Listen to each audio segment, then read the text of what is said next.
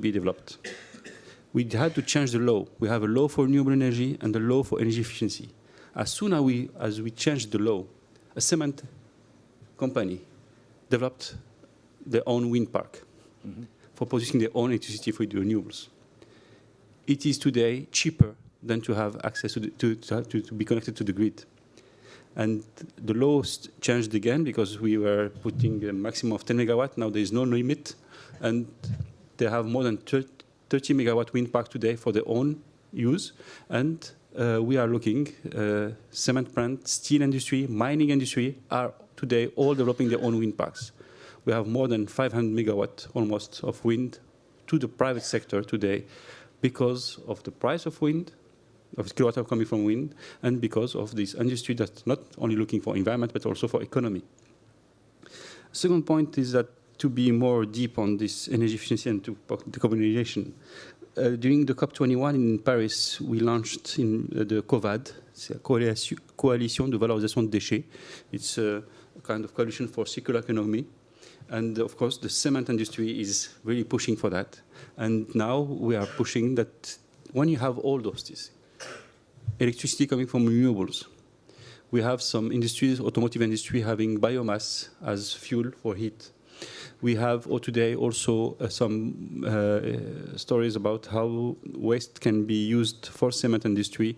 And in the COVAD, we are pushing to have this approach in some cases where some cities are ready for that. We are pushing for that.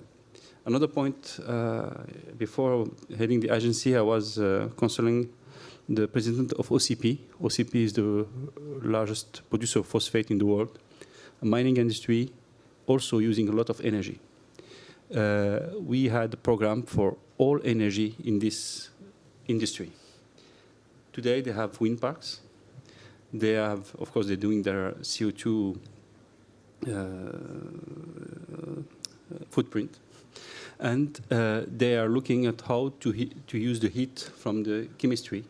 Because also, when you saw the document showing all the chemistry that can be taken from the waste from in some industries, but also you can have a lot of heat that you can really use in your process.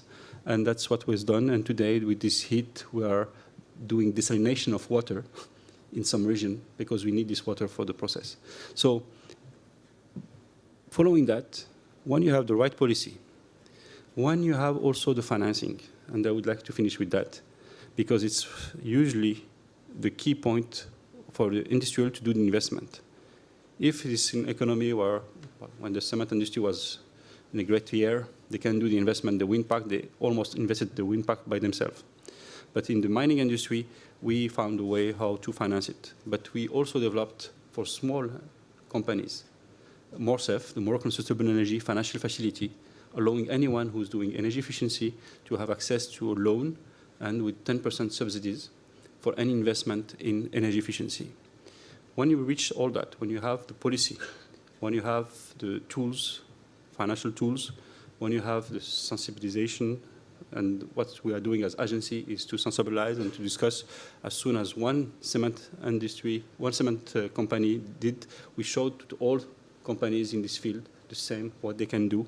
And that's also one point that it's very important to sensibilize about all the new technologies that you can have and all the points. That was it. Thank you. Thank you, Said, for sharing the view, and I'm sure that you have more to say. Interested also to hear you later on what you have been pushing at the previous COP in Marrakesh, in your home country, on to accelerate the financing of energy efficiency. Next in line, we have Atter from the Directorate General for Climate of the European Commission. Atter, what are your opening remarks? Yeah, maybe just a few opening remarks. I think energy efficiency is important for Europe, and therefore Europe has set itself an energy efficiency target of 30% until the year 2030. It's being discussed at the moment in Parliament, heavily contested whether this should not be higher, 35 or even 40%. So we will go through this process, and that has underpinned energy efficiency with a lot of regulatory approaches We have the eco-design directives, where in the industrial sector you look, for instance, at electric engines or electric motors, you look at compressors, and it's quite interesting how many low-hanging fruits there still were, despite the fact that the kind of the energy efficiency in industry was picking up a lot, because for most of the energy-intensive industry, energy is expensive in Europe, and therefore there was a lot of investment. And I think also if you look at the side of making it possible, also the banking sector was helping to get this energy efficiency low-hanging fruit through. And there was, for instance, a very intelligent approach, I always thought, from the European Bank of Reconstruction and Development, where they said, okay, if you want to invest as an industry, you have to do an energy audit, and we'll pay the energy audit for you. And many of these energy audits found that there is a huge potential in all these industries. They were giving debt or credits and financing innovation. And through that, they made the project even more interesting for industry. And I think they generated a lot of interest in really doing it. But if you look at energy efficiency, in many cases, it's really a kind of incremental approach. It's many bits and pieces in the whole factory and the manufacturing sites where you kind of can do little things here and there. But when we talk about really making the deep reductions that are required in industry, I would agree with what was said before, that there's probably a limit in terms of using just energy efficiency. You really need to kind of make a quantum leap to go a big step forward. And there we come into a little bit of terra incognita, not in terms of the chemistry or the physics that are at play, but in terms of how do you realize that. The ideas are there. Many of the things might have been tested in a small experiment in the university or in the research lab, but then to get it out at scale, there is an enormous risk that needs to be taken by industry, because the investments are significant and the results are not known. And of course, that is something the banking sector hates. If there is risk, then nobody is going to put money at that, particularly not the banks. And I think that's where the role of governments comes in, that we will have to share the risk with industry if we really want to get the emissions down in the coming decades. Governments will have to play a role and will have to kind of do this hand in glove with industry in the coming years. And I think there's also a time window here. Even if we talk about deep decarbonization by 2050, if you think through the whole process in terms of the investment cycles, in terms of testing at large scale, we believe in the Commission it is high time to start doing these kind of experiments in the coming 5 to 10 years, so that these industrial innovations would be ready after the year 2030, 2035, 2040, when industry will also have to invest and modernize in accordance with their capital cycles that they have and they go through. That's from my end. Thank you. Thank you very much, Arthur. So last on the list, Rana from UNIDO. UNIDO, the UN agency specialized in industrial development. And you have a long history of promoting energy in industry. So your 3 minutes. Well, thanks for the introduction and thanks for having me here. Yes, energy efficiency and resource efficiency are the bread and butter that we have at UNIDO, basically. And our role is about transferring the technologies, transferring the best practices, the policies from countries in Europe and the developed world to developing economies and also emerging economies. So we've heard from the other panelists also that energy efficiency is really good, right? right? We heard that industries in India look at it more as a means for improving their competitiveness, saving cost, and all that. However, I don't believe that, especially when we look into the developing countries and emerging economies, that energy efficiency is happening at the rate that we would like it to be. And that's where basically at UNIDO we look into what is it that we would need to do to really support accelerating energy efficiency. And the program that James introduced earlier is one of those programs. Now, at the basic level, what we are trying, and I would say, okay, financing and policy are really major issues, but when we look into developing countries, capacity is really the issue. I mean, even for the basic energy efficiency services, the players, the experts in the market don't necessarily have that knowledge. And that's where within our programs, we really advocate a lot for building capacities on energy management systems and system optimization. And we have really managed to get quite reasonable and good results from industries where the savings in the first 2 years would be about 4 to 15%.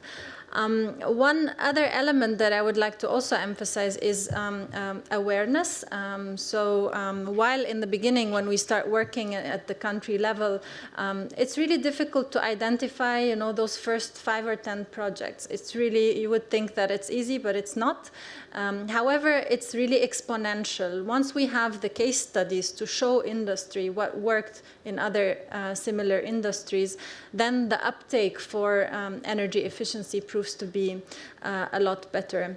One maybe final point is also for us, energy efficiency has been an entry point. So a lot of companies come to UNIDO within our programs to ask for support to improve their energy efficiency. However, it's also an eye-opener for other opportunities that support the deep decarbonization. For example, another program that we try to also promote is integration of renewable energy for dedicated applications in industry. I see the banner over there refers to the dairy sector, the meat sector, and so on. For example, one of the very big opportunities for the dairy sector is also application of solar thermal technologies to reduce the thermal energy use in those industries. So we really try to look into where are the high impact opportunities that would support us in achieving a quick and also meaningful result in countries where we operate. I think I would stop there. Yes. Thank you. Thank you very much. You will have the opportunity to speak more later. Benoit, we have a bit of a plan for this. Going through first where we are today, so is industry stepping up to the plate. We're going to talk about a little bit more about perhaps what we need. Industrial policy has been mentioned, capacity. We need to build more lasting institutions, ISO and energy management systems. But we also want to get to the part of discussing how we get there. What's the process? Who can intervene? What can be the role? Is it industry in the driving seat? What can UNIDO do? What can IPEC do? Etc. So we'll go through that, but I think we can also ask the audience, and I think it's a small enough room that if you speak loudly, what type of, we have a microphone there. What type of questions are in your head? So maybe not specific questions at this point to the panel, but things that you would really like to hear talked about and discussed. There's one here.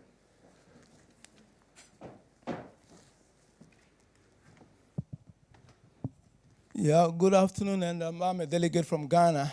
Yes, thanks for the presentation. I'm really curious, particularly the panelists from Morocco.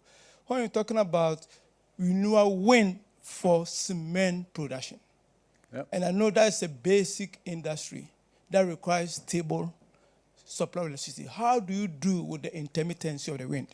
Yep. That's it. Thank you. We'll see. We'll collect some questions and then get to the answers, if we have more questions.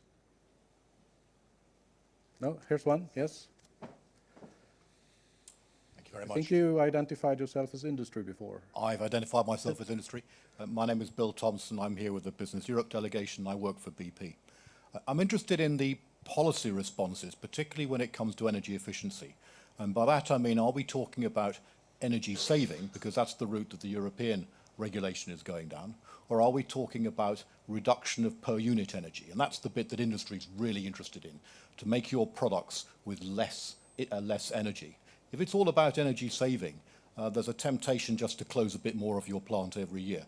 And that's sadly relatively easy to do. The real goal here is looking at trying to produce what you did last year with less energy. And that's what I think about energy efficiency.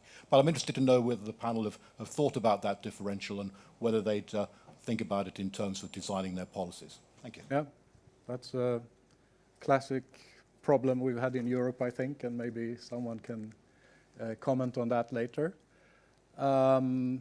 Anything else at this point, or we'll come back to you later? Okay, yes, one more. Maybe we take the microphone in any case to hear you better. Thank you.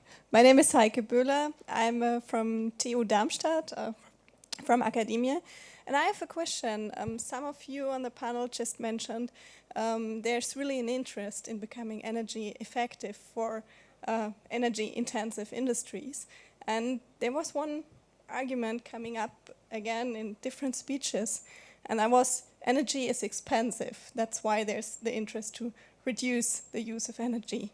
But this also means if we want to make progress there, probably energy prices will become more expensive, so there will be an incentive to save energy. But this is also something that probably I won't get any agreement with the industry on that point, because it means that costs go up. So how do you see the chances of finding a pathway there that is politically achievable and also economically feasible? Yeah. So 3 interesting questions. I mean, it could also be in the future that electricity prices, for example, become very low. So yes, now we have a range of questions, and I'm thinking that the issue of the process and who an agency in this, we save that a little bit for later. But we stay on the first points and maybe picking up some questions from the audience. Who would like to, should we answer directly to the cement thing and the variability of wind power? Yeah, of renewables actually. We have also some projects with solar panels that are just producing during the day. It's true that renewables are intermittent. That's why in the legislation, what we put is that someone can have its own wind park. He has automatically access to the grid. And when there's no wind, he can buy from the grid. If he's not working and he has some wind, he can sell to the grid. So it helps industries to develop their own projects.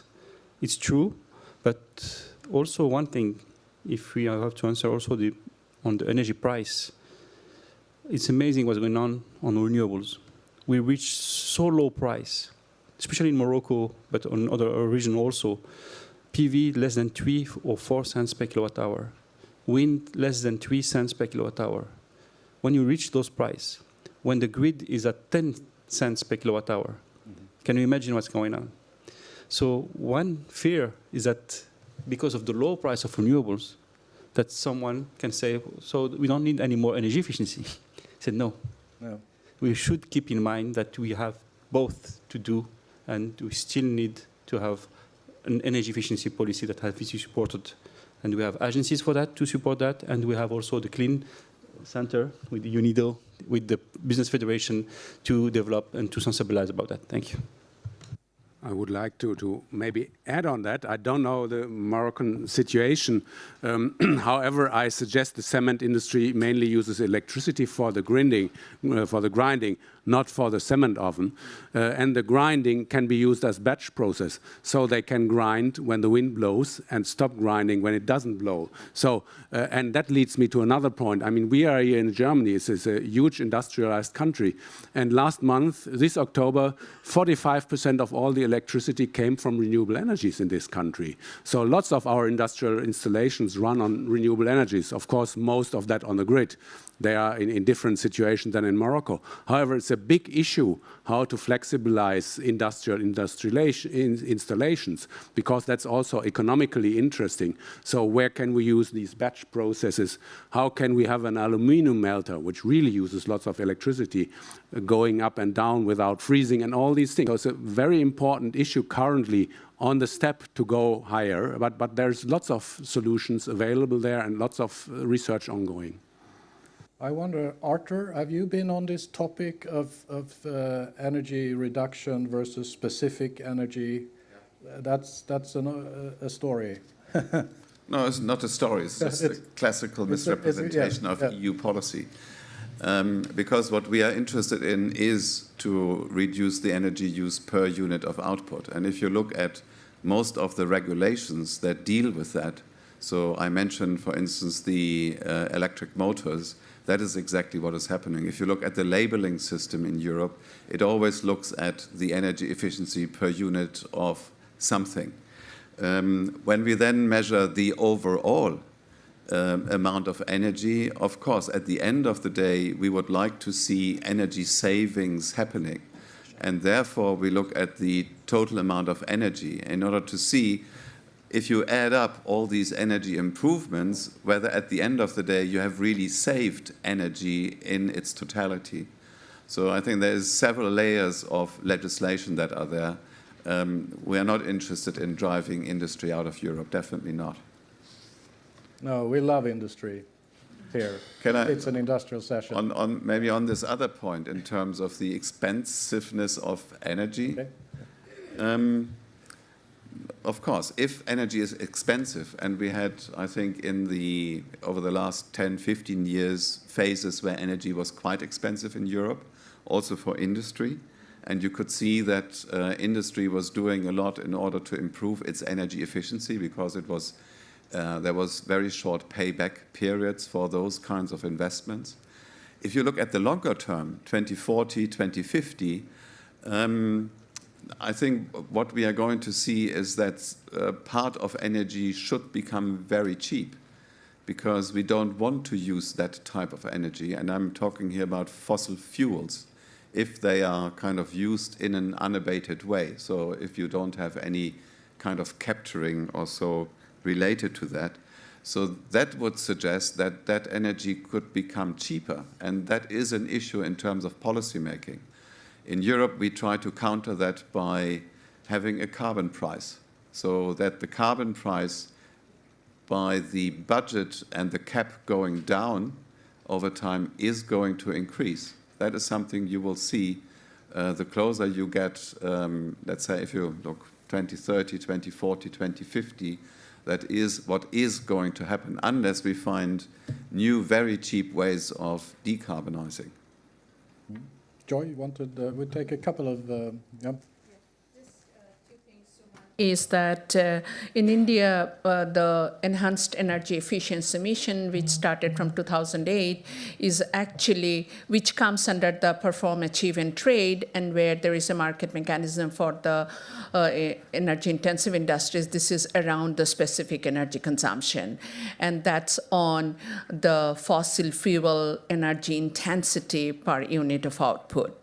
And the second thing which I wanted to say is that in India, we do have a renewable purchasing power order, which is RPO. So every industry is supposed to spend 10%, need to have 10% of renewable energy.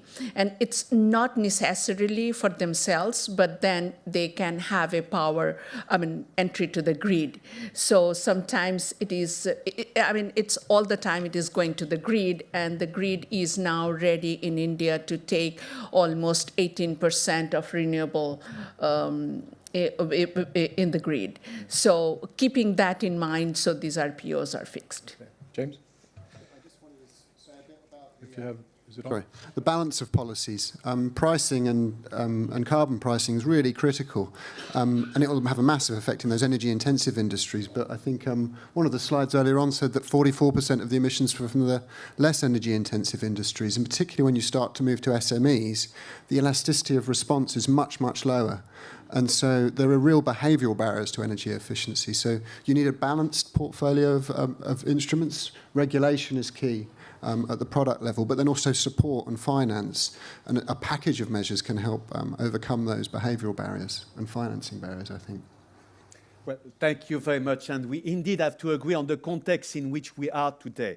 And yes, one of the elements of the context is we should expect some low price of energy efficiency, both on the renewable energy, but also on the oil and gas. And also we know that coal is cheap. Maybe nuclear is the exception, where the electricity keeps going up and up in the nuclear industry. And element of the context, we also know that we are here to address climate change. And we certainly know that the cost of non-action will be much higher than the cost of decarbonization. And also, we have to understand the element of context, the Paris Agreement. We have a universal global target of making sure that warming doesn't exceed 2 degrees Celsius. And this has some massive implication. We can see countries committing to carbon neutrality as a country. And this is why, in this context, the industry has now to position itself that they have to face this decarbonization, and it means serious energy efficiency, use of renewable energy, and certainly, as explained, going to the resource efficiency and this thinking of recycling. So I think we are entering a new level playing field that we are just starting to explore the implications for the industry. And my question to you all and the panel is, what are the changes that we need to see from the institution level? I believe there is room to adjust some institution capacity, to build some capacity at the national level. I believe that there is room for international collaboration because, as we just touched, there is some sensitivity in the industry. There is a huge competition among markets, among continents. And are we well equipped to address that? And another challenging question. When a country targets carbon neutrality, deep decarbonization, is there room for offsettings? If the world is in the change, in the mood of deep decarbonization, should we comply with the Paris Agreement? Is there room for offsetting? And offsetting and the carbon trading has been the driver for some of what we discussed so far. And suddenly, there is a new level playing field. Are the institutions, the capacity in place? And what would you see as a response to that? Are we getting there? What are the changes you'd like to see from the institution in your respective countries or field of interest? Good question. 0 is 0, right? No debate. 0 is 0. It's not 0.5 or... That's good. Okay, I shouldn't speak. I'm a moderator. Please, panel. So who wants to take that? Yeah, I might go for this question a bit. Yes, I fully agree. If we really go talk about deep decarbonization or zero emissions, every sector has to reach that. And of course, for industry, at least energy-intensive industries claimed before, as the transport sector also does, it's much more difficult in our sector. So better do the rest. So go for the buildings. That's much easier. You hear that very often from industry still. However, I think this is currently changing. We have seen in Germany from one of over 70 years old Association of Energy Intensive Industries, they claim they want to go decarbonization. In what they write below, then they say, okay, we need a lot of help and all these problems that they have, but they want to go for decarbonization. So I think Paris Agreement has really changed the mindset of industry, and they are starting to take it serious, to think, to change from saying it's impossible in our industry to, okay, we have to find ways because decarbonization will be there and we want to be there as well. So, but you asked for the institutions, so I think I already mentioned industrial policy that needs lots of technology, innovation. So European Commission is doing a lot on the innovation because that also would need a lot of money. But in those industries, it's also a lot about competition, because the problem is if you can be able to produce zero-carbon steel, and Swedish steel industry in Sweden is going there, the steel will be like we form, basically, but much more expensive. And if the German steel is still high carbon and cheaper, so people will buy the German steel and not the Swedish, and they will be bankrupt. So we need instruments for that. And the international level can be something, be it the carbon price, be it some trade rules in the climate regime, or maybe what they are currently discussing, at least these instruments to make it clear what regions and corporations, companies are doing. So in order to make that better visible, that could be ways to go. Great to hear that in Germany, at least there is some understanding, some acceptation that Paris Agreement will translate. Some. Good to hear. Good start, because I think we are still at the beginning in most of the economies. Any other side? In a southern country, when I'm talking about Morocco, a Moroccan is emitting 7 times less CO2 than a European. When you go to an industry and say you should have this policy, say, okay, listen, we're not a big emitter. Even if we decrease by 1% or 10% or 20%, look at the result. It's nothing comparing to big emitters. Said, look. But zero is zero. Yeah, that's exactly what.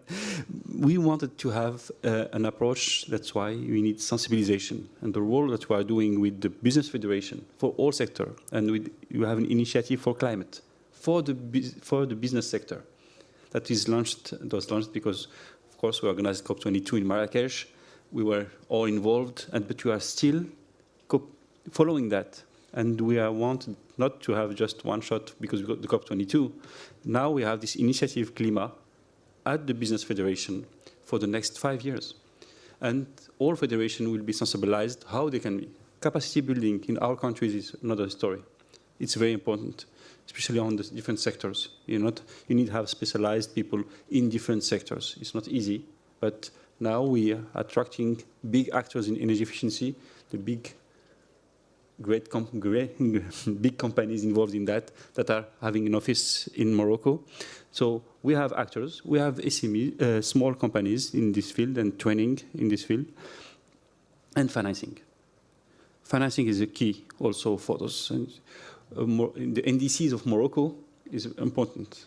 We say that we can reach 42% of less emissions, even for a country like Morocco, as soon as we have some financial support. Without this support, we can reach 22%. So it's something that is linked to, of course, to kind of financing that we can have for the industry to implement those policies. So I think we can reach that. We need to convince more than in the north. Carbon pricing, it's another issue, but it has to be, I would say, fair. It has to be adapted to each sector. A carbon pricing of $100 in the steel industry is not the same in another small industry, so you have to be careful about that. And also between the north and the south. So, because that's also an issue. So that's what thank you. I'm starting to think that zero also means actually banning the use of fossil fuels eventually. Rana, Benoit can't see you, but you you indicated you wanted to. Thanks. Yeah, I just want to say that actually we do also see a lot more leadership coming from the private sector when it comes to taking initiative, because at the end of the day, I think they've realized that energy or energy efficiency is not simply a cost, but rather an opportunity for them to be more competitive, to be more productive. And I think the Marrakesh Declaration that was signed actually by the Association of Employers of Morocco with 43 business confederations from around the world is a very good example that shows us how business also wants to step up this change. A couple of days ago, I heard also that a major steel manufacturer in Sweden now purchases all of their energy from wind power. So we really see a lot of actions being taken by private sector. So what I would like to say is, where is the change for institutions, and how can we foster basically what is happening already with the private sector with conducive policy? And I think there isn't enough dialogue and that is happening between the business and the policymakers. And we've been engaging a lot on this and trying to see whether to establish kind of a global working group where we bring in basically industry representative to discuss with the policy makers what is it that really would require them to, or they would need to really take up a more stronger action on energy efficiency and then deep decarbonization. The other thing in terms of institutions, and I have to say for me it's really a pain sometimes, because working at the country level there are so many people working on the topic, and sometimes coordination is just a major challenge. So really having more lenient structures and trying to bring on, so helping developing countries leapfrog when it comes to the institutional structure and also policies, what has already been happening in Europe and the developed countries. I think having a platform where all this can be shared is also something that would be very good and very useful. Industry is often blamed for dragging their feet and just saying no to things, but it seems to me that perception is changing, and in many, we've talked about how industry is also taking leadership on these issues, so it's interesting developments. James, you want to? Another thought on the institutional landscape. One thing that we introduced in the UK in 2009 that has been quite transformational is something called the Climate Change Act, where an independent committee has been put in place to hold the government to account versus their long-term targets. So they analyse how to get to a 2050 target of an 80% reduction, and then each year look at how the government are performing and their set of policies and the roadmap to get there. The reason for putting that in place is that every election cycle you have a new government come in and they put aside what the last government did and start again, which isn't conducive to that long-term transformation that's been described. And in the context of industry, why that's been interesting is that when that committee do the analysis, they find that industry is one of the very hard to decarbonise sectors when you move out to 2050. You have to move to some of those difficult areas that were described, CCS or bioenergy or hydrogen, which are real step change options, aren't trivial.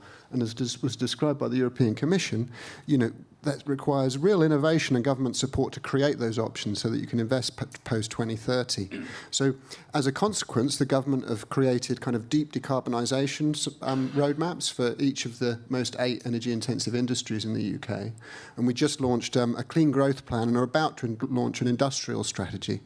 And a big part of that clean growth plan, actually, it was interesting, CCS, rather than being in the power chapter, was in the industry chapter. And the narrative was all about creating the option post-2030 to roll out CCS in industry. But the point about collaboration, I think, is really important, because it's not cheap to develop CCS for industry or the power market.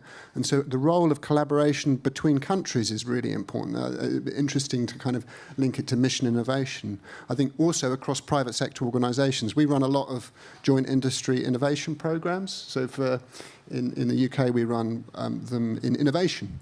We bring 5 or 6 players in an industry together, and we look at what the art of the possible is, and then we demonstrate it on particular sites. And there's a real desire to do that because they share the risk and the cost of trying out these new things. So as well as collaborating between governments, I think there's a role to collaborate across industry as well. But when you get to these big things like CCS, that's a global collaboration potentially. Benoit, you and I, we have this clock in our heads which keep track of speaker time. And it's now, Arthur, you have had less time so far, so first you and then Joyasri. Maybe I'm not sure whether I had less time. I'm not complaining. I think in terms of international cooperation, I think one will have to differentiate. Because if it is about the issue on carbon leakage, I think the international cooperation we want is the Paris Agreement and its implementation, and that you gradually are going to ratchet up action in all the countries around the world. That is going to get rid of any kind of carbon leakage over time. Apart from that, of course, developing new technologies and having these kind of big steps and quantum leaps forward. Okay, we talk here about the steel industry. The steel industry itself is an international industry. And if you talk about Tata Steel, it's not Tata Steel just in India, it's Tata Steel everywhere in the world. And that is the same with all the other steel companies. There's very few that are just localized steel companies. So in that way, you have international cooperation already. Kind of what I have seen in the past, because this whole issue about sectoral cooperation and even sectoral approaches is not something that is kind of coming up today.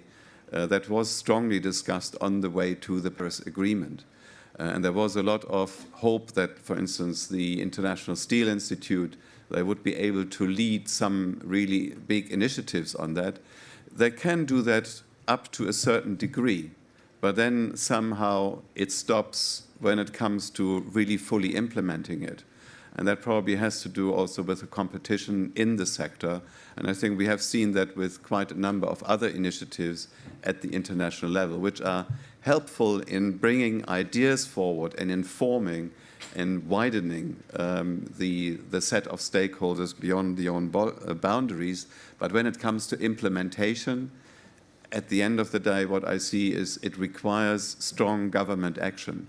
And therefore, again, you come back to the Paris Agreement and the real implementation, and where at a point in time we'll have to see eye to eye on that.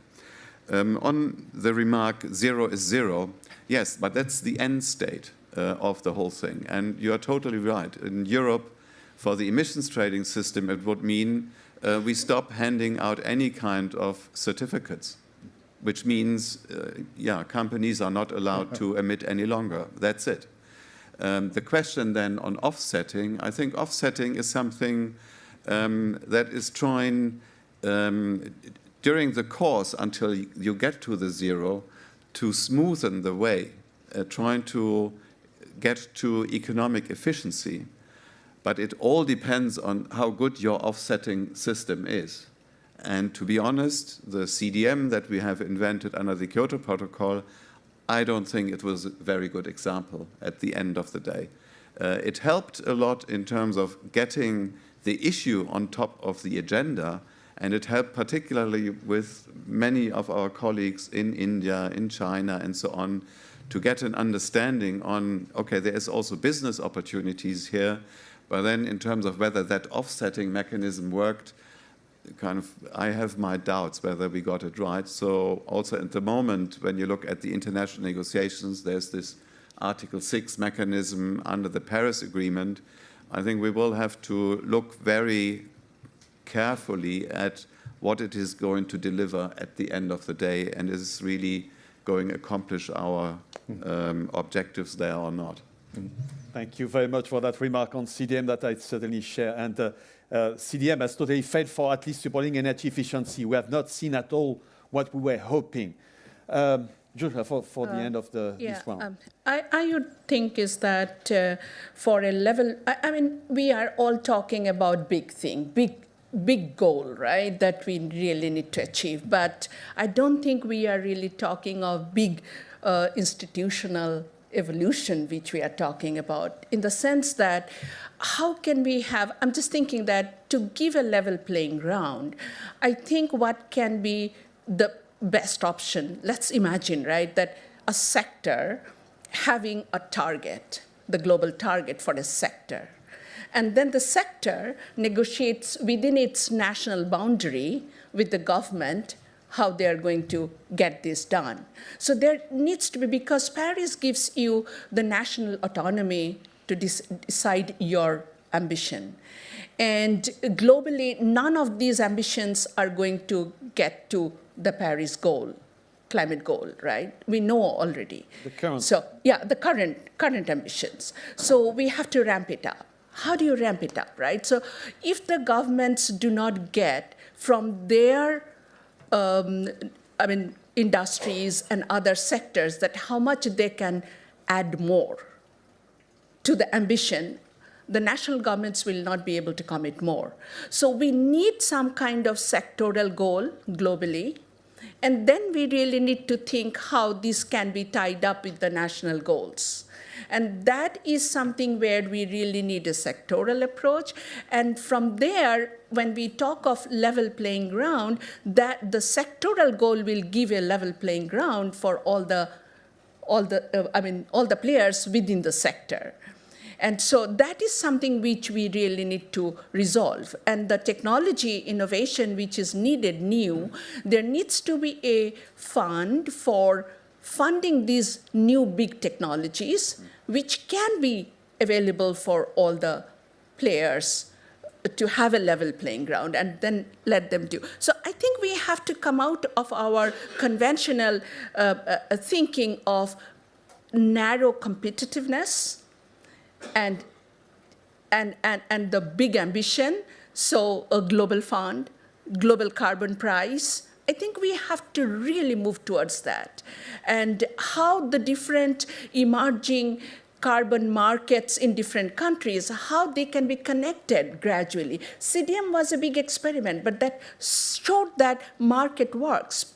Industries do respond to market. EU ETS PAT is showing that industries do respond to market. So finally, we have to make a transformational change to a global carbon price. Sooner the better. So how do we make that? I don't think we have done that exercise yet. I strongly believe that we are just at the beginning of a new governance on that very topic. And I just hope that the conversation that we are engaging will have some follow-up. And we are just at the beginning of a very interesting challenge. Yeah, so now we have only about 10 minutes left. We already moved into this important question of who, agency. You talked about strong government action. You talked about sectoral approach combined with governments.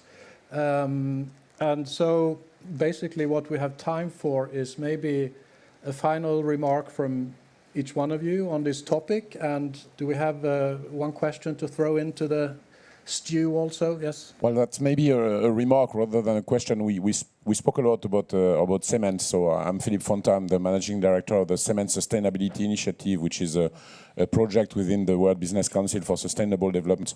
And we have developed commonly an approach at a sectoral level by which we have a common database of CO2 emissions, which is not an easy task for competitors because it has to be managed by a third party. So it costs a lot to be managed like that. But we have done that. We have developed a roadmap with IEA, with the International Energy Agency, in 2009. And we are doing it again to refine it. And it will be published in the second quarter of 2018. In 2009, we have proposed a sectoral approach for the sector to the UNFCCC, which unfortunately was not accepted. And we were proposing to use it for CDM purpose and so on and so forth. And that was what is not approached. But I don't want to take too much time. The only thing I want to do, and if you allow me to do a little bit of teasing, tomorrow we have an industry day. And there will be a session which will be completely dedicated to cement at 3 o'clock tomorrow afternoon on room 10. So I invite all of you to come, and you will see people from different parts of the world, including from India, being there and explaining what the cement sector is doing as a sector to reduce its carbon footprint globally. Thank you. No problem. I'll be there. Please, some final remarks on the topic of. We can go from side to side, or someone else wants to. So, James, please. Happy to go first. Two thoughts. One, when it comes to energy efficiency, I know it's something that Benoit shares a passion for. I think the importance of advice and technical assistance, particularly when you're looking at the emerging and developing economies, I can't stress the importance of that. Helping governments develop strong policy frameworks and helping firms understand the opportunities, particularly when you move to the SME market, I think is a really critical thing to unlock the capital required to invest in energy efficiency. The final thought on the deep decarbonisation scenarios and the appetite of companies, and that great example we just heard from the cement industry, an initiative that we're very heavily involved in at the Carbon Trust is science-based targets, where individual companies are setting a vision as to how they can deal with a kind of 1.5 degree C world. We're working with a very wide range of international companies trying to create that vision in the context of what their sector would need to look like out to 2050. So it's very much happening at the individual company level, and I think it's interesting to work as sectors on that issue. Stefan? Yes, I would like to come back to the issue of industrial policy. I think that's one important institution we have to follow up on when we want to achieve more and roll out the deep decarbonization of industry more. And industrial policy will become more important anyway. We see this field of digitalization. We see other fields, reindustrialization strategies all over the world coming up. So we need to link that to sustainability and decarbonization in order to be really useful, to give more attention to the role of the industry sector. Thank you. Yes. Yes, the role of the government is important. Agencies, we have an agency dedicated to energy efficiency. My role is really to convince all the actors to go through this. And also, one thing, to be coherent. If you talk about carbon pricing, and in many countries, we still have subsidizing fossil fuel. It's a nonsense. So you have to be coherent in our policy. So you need, first of all, to stop also subsidizing fossil fuel. Thank you. Capacity building, of course. It's another thing.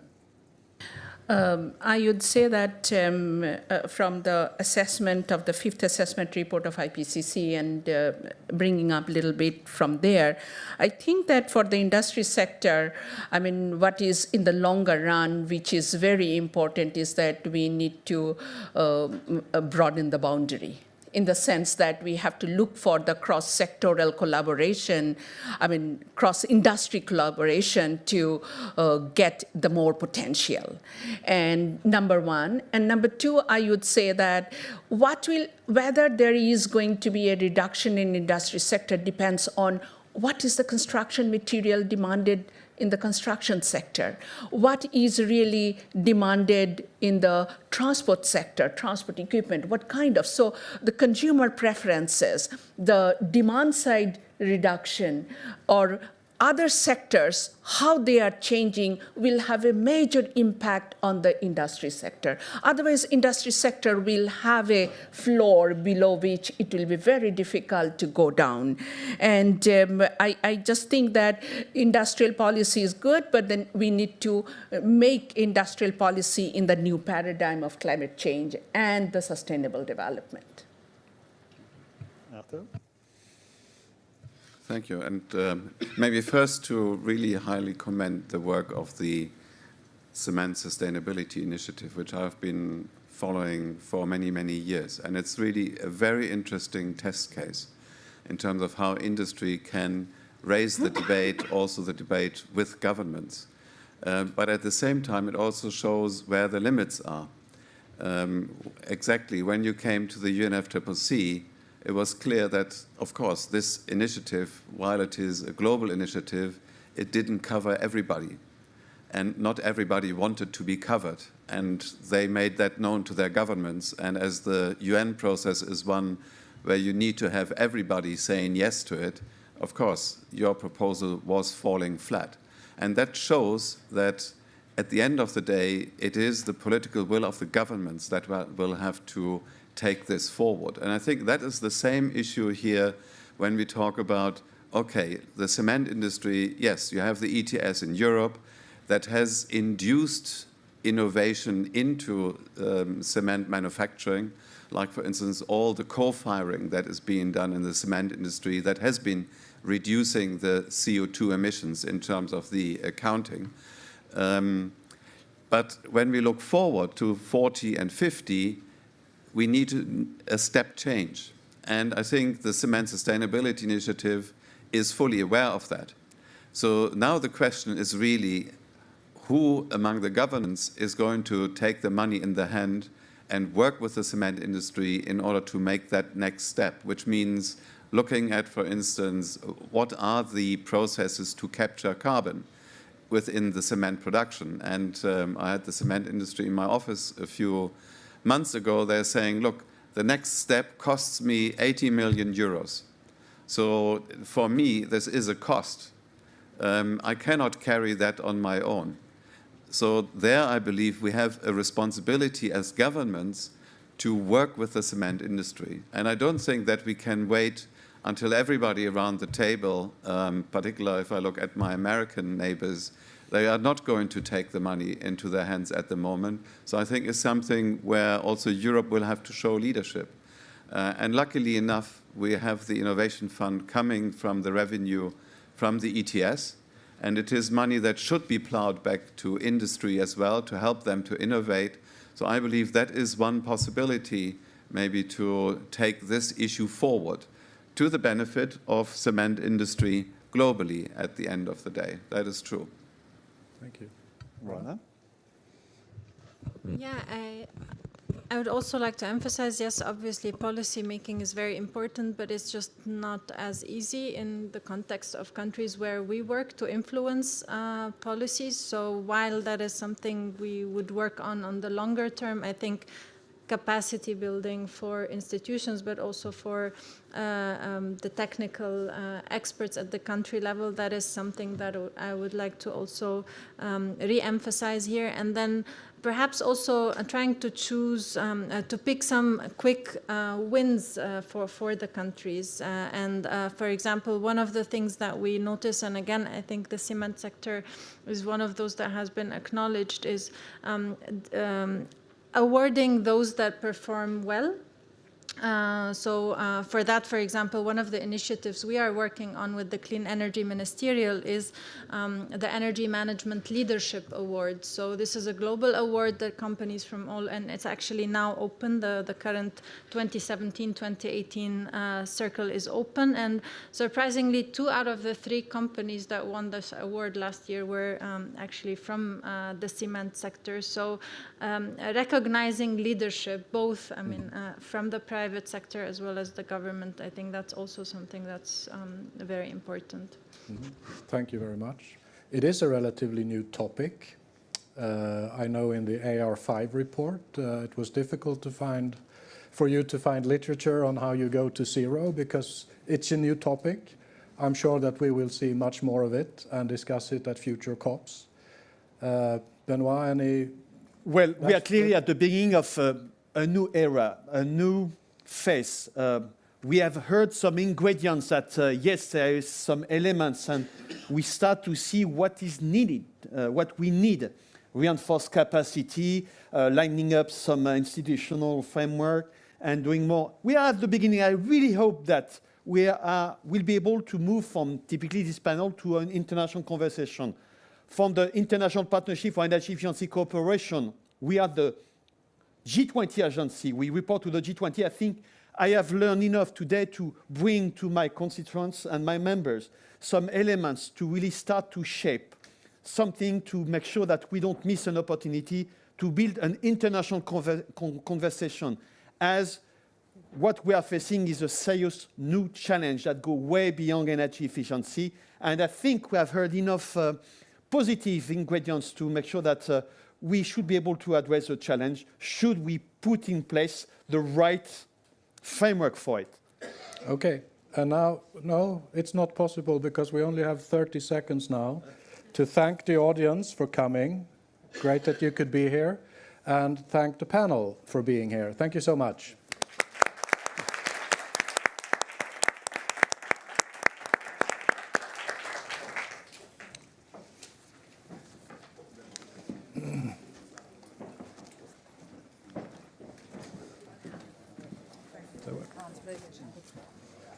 Thank you, that worked. Yeah. Great, well done.